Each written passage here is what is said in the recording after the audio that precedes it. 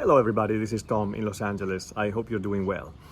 I'm doing a tag video today. I'm doing the literary adventure tag that's been created by Karen Evans, and it's a really interesting tag, very fun, very stimulating, especially for people like me who've been living in different places and maybe left their original country. And I was tagged by Roz, scallywandling about the books. Roz was very thoughtful and generous to think about booktubers like me to tag where who she knows have been living in different places or maybe left their countries, and so maybe there is potentially a slightly different take on our literary adventures tag. So what I'm gonna do, I'm gonna, big surprise, talk about Italy and Italian books and literary adventures there. And then at the end, very briefly about London, because that's where I lived for 9 years, and very briefly about Los Angeles as well. So starting with Italy, it's actually easy. It's very easy to find novels and books in fictional books in translation that talk about Italy, or they are based in specific locations in Italy. What is difficult maybe is to find good ones and fascinating enough ones. When it comes to my personal experience, I've been traveling all over Italy, every region, every major town, and so I found I really enjoyed those books where things that I've seen, that I've been almost become familiar with, have appeared in the fiction that I've read. So I wanted to highlight a couple of them. When it comes to Sardinia, which is the island on the west of the boot, one of the most famous authors that Sardinia has in their history is Grazia Deledda. And Grazia Deledda, she wrote this Canne al Vento, which is one of the most famous ones, and it's been translated in English, I know that. I'm going to show the English version here. You are going to like this book if you want to have a complete immersion into slightly older Sardinia of maybe 100 years ago, but still knowing that in some places, especially in the interior of Sardinia, people still live in that way up to a certain point. And her style of writing was very lyrical, which is something I really love, with a lot of descriptions of landscapes, the type of vegetations, the type of flowers that grow only in Sardinia in some cases, their habits, the food, of course, that's always very central in every Italian novel. And it has to do with the life of a small village, very day-to-day activities, their habits, celebrations. It's a book that I would definitely recommend.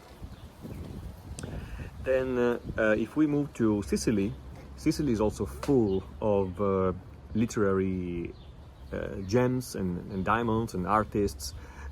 We can think of Luigi Pirandello as maybe their main theater playwright, let's say, in Sicily, or at least the most famous name. I remember going to visit his house in Sicily, in Agrigento, and that's in the south of Sicily. And he has a great atmosphere because Sicily is a very naturally rich region, but with a climate that we can call North African, and so it's typically very hot. If you don't know Luigi Pirandello, he wrote 6 characters in search of an author, he wrote One, Nobody and 100,000.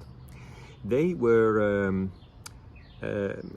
plays and dramas that were a little bit philosophical in nature, but not too difficult. They always had background of at least a little bit of comedy. I'm thinking of, for example, the Bell Hat. I don't know if that's the right translation. I'm going to put the actual English translation here on the video, but this particular play that's called Il Berretto Sonagli, I've always loved it, and it's one that I would warmly recommend to anybody. Still for Italy, if anyone is interested in a, let's say, visit in the beautiful town of Trieste in the northeast of Italy, where I actually lived for 10-12 months, lived and studied for one year. It's a very, very beautiful city with a specific type of wind they call the bora, that blows maybe stronger than in any other Italian town. And it's a intersection type of town between Italy and the Balkan regions and the eastern part of Europe. So for that particular location or town, one specific Italian novel that has become a classic and is actually taught in Italian schools as well is The Conscience of Zeno by Italo Svevo. And I wouldn't say this is a particularly stimulating novel in itself. This is my own opinion about it. Not boring in a sense, but it's a quiet drama, and it's at the beginning of the 20th century, so it talks about the dissolution of the concept of man and human being. So there is a slight philosophical bent to the novel, but I think I would recommend it if somebody wants to read one of the Italian classics from the 20th century and also go around the streets of Trieste, because it's really beautiful. And finally, well, I actually have another one about Sicily that, if you don't know, I would say you should probably check out. I spent some time in Palermo, which is the capital city of the region of Sicily, and there and in other places of Sicily are the main locations of many novels by Leonardo Sciascia. Leonardo Sciascia was an incredible writer. He wrote mystery novels, but always with depth and always with an eye to the Sicilian culture and Sicilian reality, obviously including the mafia.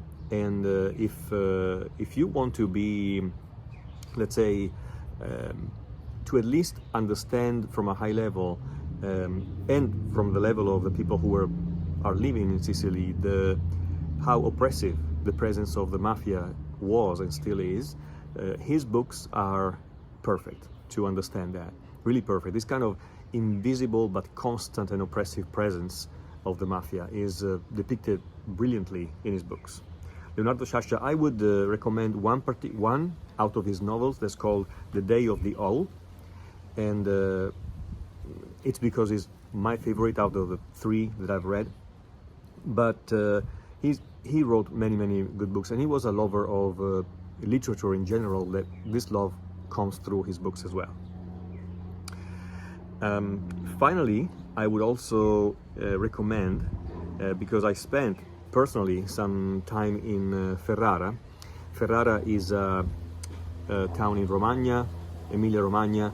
It's one of those towns where you can find good Romagna food like tortellini and that type of meals. But in particular, it's a really beautiful town from the architectural standpoint and also the art.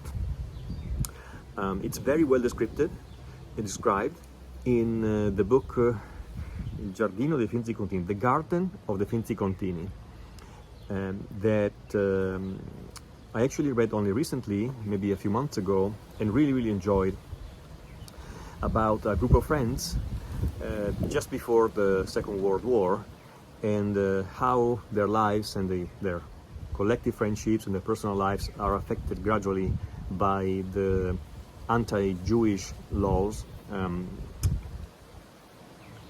that are brought forth by the fascist regime and by the beginning of the war. So it's a moving and a deep novel, and at the same time it describes a lot of how Ferrara was looking like in the 40s. Quickly jumping to London, I remembered this novel by Ian McEwan, Saturday, describing London back and forth, and in terms of the roads, the tube, the transportation, even if the novel itself has little to do with London, but the fact that the city plays the role of a character is very important in this book, and it's a book that I certainly would recommend. Another one, it's South of the River by Blake Morrison. This is it's more of a portrait of a dysfunctional group of people living in London, south of the river, south of the Thames, because the Thames is cutting London irregularly north and south. And the book is based in about 1997. It opens on the new dawn of Labour's election victory in 97 and ends 5 years later. It's really about the characters, the families, their life, their hopes and careers, and I found it extremely readable, very readable. It's been published in 2007. And still in London, I would be remiss if I didn't mention a graphic novel.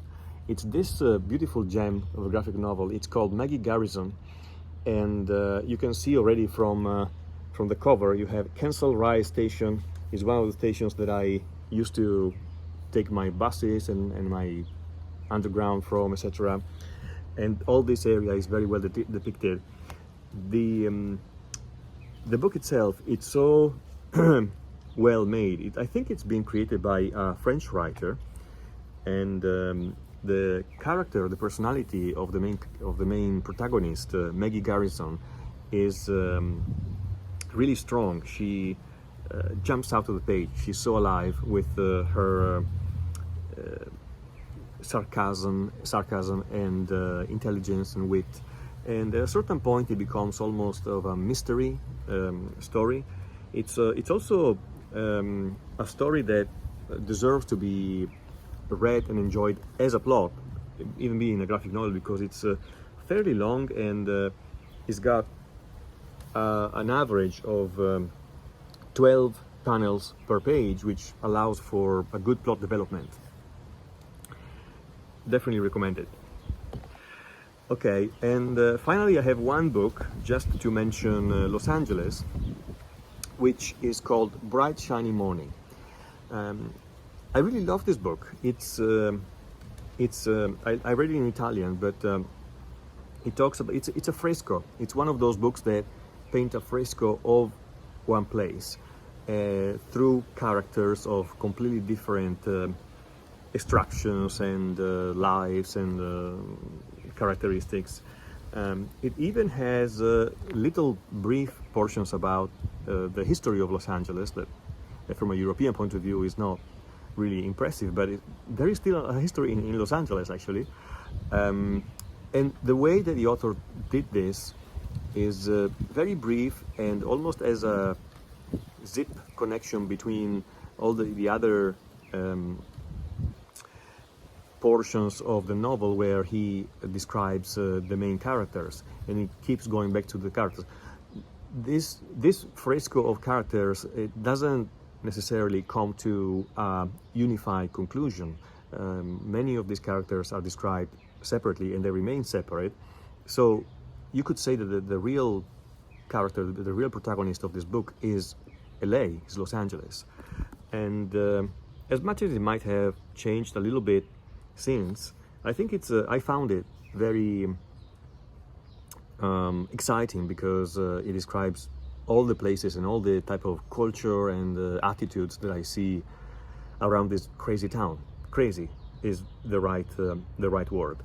It's been published in 2008. So that's all for me. I think I mentioned 120 books, and I hope it was fun and useful, most of all. If you, especially with the Italian books, if you have any questions about those ones and you would like to, or maybe you have a location, a place or a town in Italy that you would love to read something about in Italian fiction, let me check that for you, or ask me, and I'll be happy to do that. Also, I wanted to be a little thoughtful, so all of the titles that I mentioned are in fact translated in English. There are many other ones that unfortunately are not, but I can check that for you as well if you're interested. So please let me know, and thanks for watching.